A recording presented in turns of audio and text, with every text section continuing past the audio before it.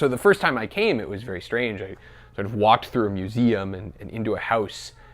And then on the third floor, there was a second floor, which is kind of funny anyway. And we went up the stairs and it was just like, this feels like we're in Japan now. We're not in Boston anymore. You know, we went from Boston through the museum, through a downstairs of a Japanese house, which already starts to feel distant, and then up the stairs, and now we're in a completely different place.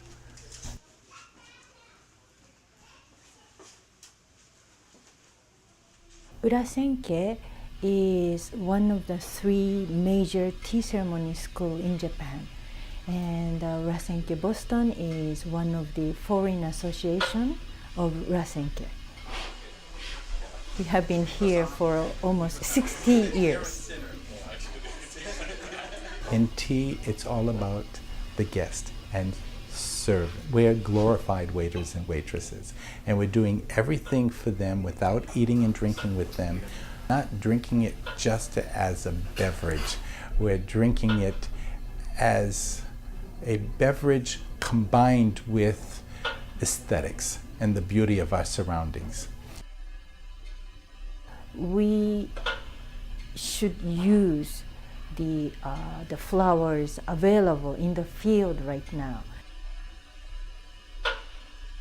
Find the perfect flower or branch and a flower, and then return to the tea room and arrange it in our hand and place it in the vase without any use of props to keep it in a certain direction. So it's completely natural. We like to think of it as a living calendar. So if you took a picture of something and of a flower, and then you showed that picture 5 or 6 months later, and you say, well, where was the tea? Oh, this tea was in Boston last August. Ideally, we would have a charcoal-fired kettle and water from a jar instead of just piped in. Everything else sort of makes sense. It's a very simple series of movements for how to handle this. Slide and come back. Even though there are many rules for how to do each thing, that adds up to a feeling of freedom that the guests have is just, oh, what a lovely time, not, oh, look, they have checked all the boxes and followed the rules.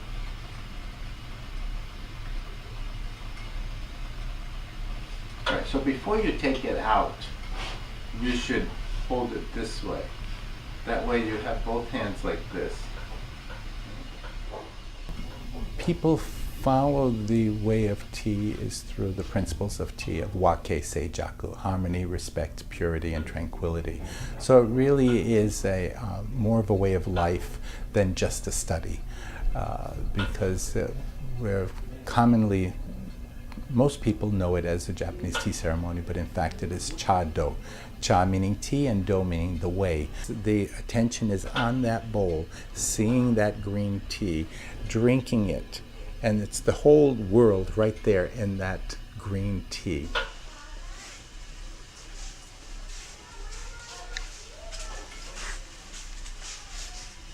Tea powder is made of young tea leaves, and which is picked by hand, and it's really the youngest one and the fresh one.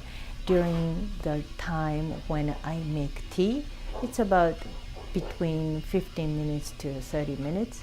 Sometimes I just focus with how to make good tea for the guest.